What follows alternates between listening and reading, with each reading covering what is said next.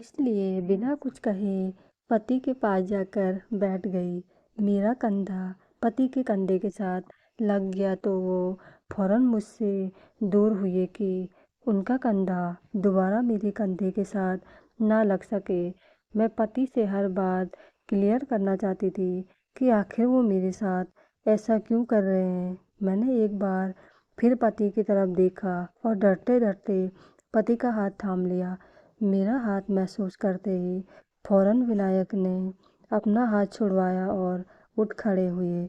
दूसरी तरफ मुंह मोड़ के कहने लगे कि जो भी बात करनी है जल्दी करें, मैं बहुत थका हुआ हूँ, मुझे नींद आ रही है। पति की बातें मेरी आंखों में आंसू ले आया था। मैं बोली कि क्या आप किसी और को पसंद करते हैं? अगर ऐसी कोई बात थी तो आपने मुझसे शादी क्यों की? पति फौरन गला खंगार कर बोले कि मैं किसी और को पसंद नहीं करता, बस मेरी एक मजबूरी है। ना ही मैं आपको अपना चेहरा दिखा सकता हूँ और ना ही मेरे पास वक्त है जो आपके पास बैठकर मोहब्बत भरी बातें करूँ। मुझे भी गुस्सा आ रहा था। आखिर ये कौन सी मजबूरी थी कि मेरा पति मुझसे दूर भाग रहा और मैं उसके पास आने की कोशिश करती रही। उस दिन के बाद कई दिन यूं ही गुजर गए और सारी रात यूं ही गहरी नींद सोती कि मेरी आँख फिर सुबह ही जाकर खुला करती थी। सारा दिन पति घर से बाहर रहता था और दूसरी तरफ मुझे न जाने क्यों ये महसूस होने लगा कि जैसे मैं किसी की नज़रों में हूँ। लेकिन जब मैं इधर उधर देखती तो कोई नज़र नहीं आता था। एक बार मैं अपनी शाम की चाय बनाकर अपनी सास के कमरे में जाने लगी तो उनकी आवाज़ सुनकर वहीं रुक गई। वो शायद किसी से फ़ोन पर बात कर रही थी। बार बार वो एक ही शब्द दोहरा रही थी। पता नहीं कौन था, लेकिन मेरी सास उसकी विनती कर रही थी। न जाने मेरी सास को कौन ब्लैकमेल कर रहा था। मैंने जब उनके कमरे का दरवाज़ा खटखटाया और कमरे में दाखिल हुई तो वो फ़ोन बंद करके अपने आंसू पोंछने लगी। मैंने उसके रोने की आवाज़ पूछी तो वो कहने लगी कि उनका भाई है, उनसे नाराज़ है। कई साल हो गए हैं, उनसे सीधे मुंह बात ही नहीं कर रहा, ना ही कभी उनसे मिलने आता है। वो उसकी फ़ोन पर रो रो के विनती करती है। मेरा दिल अपनी सास की बात सुनकर उदास हुआ था, मगर उसके बाद जो सच्चाई मेरे सामने आई, मैं दंग रह गई थी। चंद दिन बाद ही सास की बहन उनसे मिलने आई। मुझसे भी बड़े प्यार से मिली, खाना भी हमारे साथ खाया। मैंने ये महसूस किया था कि सास और देवर दोनों को खाना खाना नागवार सा लग रहा था। मेरा देवर तो खाना खाते ही अपने कमरे में चला गया और जब देवर के ये तेवर मौसी ने देखे तो वो मेरी सास से कहने लगी, तुमने अंकित का रिश्ता बचपन से ही मेरी बेटी से तय किया था। अब तुम मुझे बताओ कि कब तक मेरी बेटी को बहू बना के लाओगी। मेरी सास अपनी बहन को टाल मटोल कर रही थी।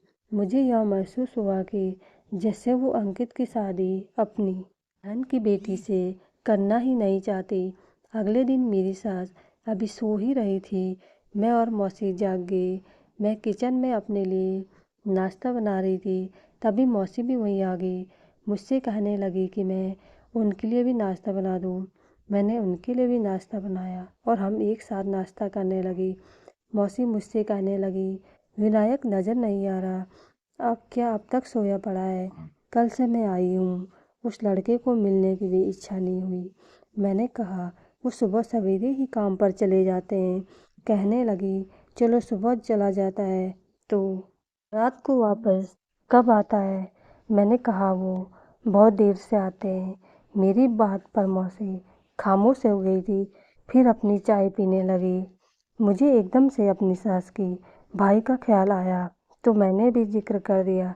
मैंने कहा, आपके भाई साहब किस बात पर इतना ज़्यादा नाराज़ है कि रोज़ मेरी सास उनसे विनती करती है, लेकिन वो है अपनी बहन पर जरा भी तरस नहीं खाते।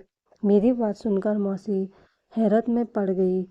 कहीं कौन सा भाई, हमारा तो कोई भाई है ही नहीं, दो बहनें ही हैं। यह बात सुनकर मैं दंग रह गई थी। अगर मेरी सास का कोई भाई नहीं था तो वो रो रो कर किससे विनती करती थी कि वो वापस आ जाए। एक बार उनसे मिलने मौसी भी नाउम्मीद हो गई थी और मेरी सास कहने लगी कि अंकित उनकी लड़की से शादी नहीं करना चाहता है। मैंने कहा क्यों? तो वो कहने लगी उसकी मर्जी नहीं है। मैंने कहा अगर मर्जी नहीं थी तो इतने साल से क्यों बात जोड़े रखी, पहले इनकार कर देता। मेरी सास कहने लगी कि यही बात मैंने अंकित से की है। मैं अपने दोनों बेटों के हाथों बहुत दुखी हो चुकी हूँ। दोनों ये मर्जी के मालिक हैं। ये कहकर वो रोने लगी और मैं उन्हें तसल्ली देने लगी। तंग तो मैं भी अपने पति से आ चुकी थी, इसलिए मैंने सोचा कि शायद मैं उनके सामने हूँ, इसलिए उन्हें मेरी एहसास नहीं है। क्यों नहीं कुछ दिन के लिए मैं अपने मायके चली जाऊँ ताकि उन्हें मेरी कद्र हो। इसलिए एक दिन जब दिल बहुत ज़्यादा बेचैन हुआ तो अपनी सास से पूछी और चली गई और सोचा अपनी माँ से भी तो जाकर पूछूं कैसे से मेरी शादी करवाई है, जिसने अभी तक अपना चेहरा अपनी पत्नी को ही नहीं दिखाया। मैं तो जानती ही नहीं थी कि वहाँ पहुँचकर मुझे कैसा धक्का लगने वाला है। जब मायके पर पहुँची तो तभी एक दिन एक कोरियर आया। वो हमारे घर के बाहर था। मैंने उससे बोला किसका पेपर आया है और टटोल कर देखने लगी। उस पेपर पर तो मेरा ही नाम लिखा था। जब खोलकर मैंने अंदर मौजूद पेपर पढ़ा तो मेरे पैरों के तले से ज़मीन निकल गई। मैं पेपर देखकर अपने घर जाकर अपने कमरे में चली। मेरे दिमाग से सोचने समझने की क्षमता सब कुछ खत्म हो चुकी थी। मेरे साथ ऐसा कौन सा खेल शादी के नाम पर खेला जा रहा था? जो पेपर मेरे हाथ में थे वो देखकर जो हकीकत मुझ पर खुली थी, मैं चकरा कर रह गई। पूरे दिन मैं अपने घर पर ही बैठी रही। मैंने अपनी छोटी बहन से कहा वो मुझे मेरे पति की फ़ोटो दिखाए, जो कि शायद उसने शादी के मौके पर खींची थी, क्योंकि मैंने तो अब तक अपने पति को नहीं देखा था। मेरी बहन ने मुझे एक फ़ोटो दिखाई जो खाना खाने वक्त ली गई। वो बहुत अच्छा और नौजवान लड़का था। मैं कोई भी बात अपने मायके में नहीं बताना चाहती थी। मैं कुछ दिन बाद ही वापस ससुराल चली गई। मुझे सच्चाई को सामने लाना था। रात को फिर से वो इंसान मेरे कमरे में आया था, जो पिछले 1 महीने से मेरा पति बनकर कमरे में आता था और सुबह होते ही चला जाता था। यह कौन था जो मेरे जज्बात के साथ खेल रहा था? आज खुद मैं ये चाहती थी कि वो कमरे से बाहर निकल जाए, क्योंकि अब मैं जान चुकी थी कि वह मेरा पति नहीं है। फिर मैंने सच जानने के लिए उससे ये पूछा, मैं मायके गई थी तो आपने मुझे कितना याद किया? मेरे सवाल पर वो गड़बड़ा कर कहने लगी, जाहिर है कि आप मेरी पत्नी हैं, मैं कैसे आपको भूल सकता हूँ। मैंने कहा मुझे देखना है। आज मैंने शादी की फ़ोटो में आपको देखा था, वो मेरी बहन ने खींची थी, इसलिए दिल में आया कि 1 महीना गुजर गया, मैं आपको क्यों ना देख लूँ। मैं नहीं मानती ऐसे किसी भी जादू को। अब आप खुद लाइट जलाएंगे या मैं जला दूँ? वो कहने लगे कि मैं पहले आपसे कह चुका हूँ कि मेरा इलाज चल रहा है और आप इस इलाज को सच मानती हैं या झूठ, लेकिन मैं ये इलाज करवाए बिना आपके सामने नहीं आऊँगा।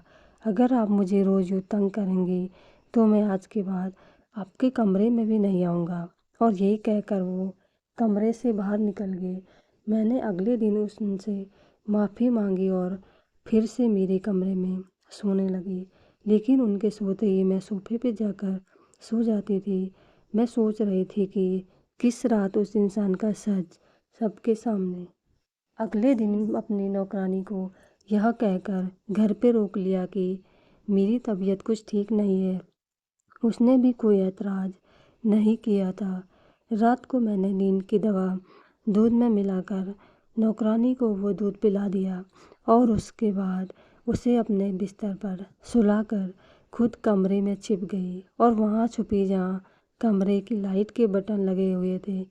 रात को काफ़ी देर बाद वो इंसान मेरे कमरे में आया और बेड के दूसरी तरफ बैठ गया कि मैंने फ़ौरन से लाइट जला दी। मैंने उस इंसान को देखा तो मेरे होश उड़ गए। वो तो मेरा देवर था, तो क्या पिछले 1 माह से मेरे कमरे में वही आ रहा था। वो मुझे हैरत से देख रहा था।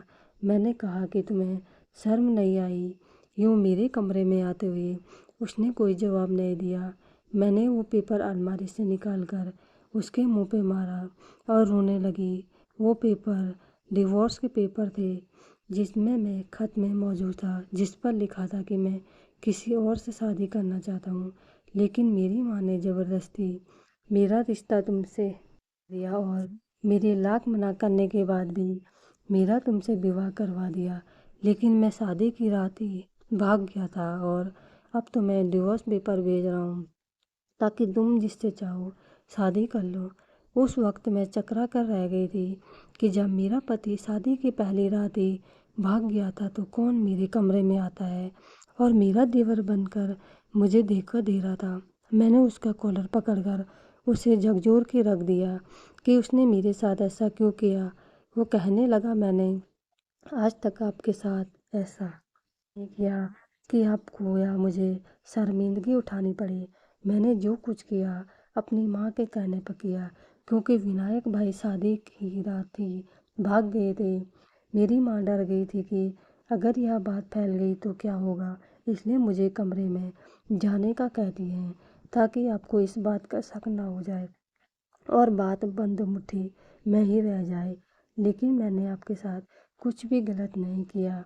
मैंने कहा, मैं यहाँ सिर्फ सच थी। तुम्हारा भाई मुझे डिवोर्स दे चुका है, इसलिए मेरा इस घर से कोई रिश्ता नहीं। मैं अगली सुबह अपने मायके चली गई और सारी बात अपने घर वालों को बता दी। मगर कुछ माह बाद मेरी सास हमारे घर आ गई। उन्होंने मेरे घर वालों से माफ़ी मांगी और मेरा रिश्ता अंकित के लिए मांगने लगी। कहने लगी, अब अगर अपनी बेटी की शादी की तो आपको अच्छा रिश्ता नहीं मिलेगा।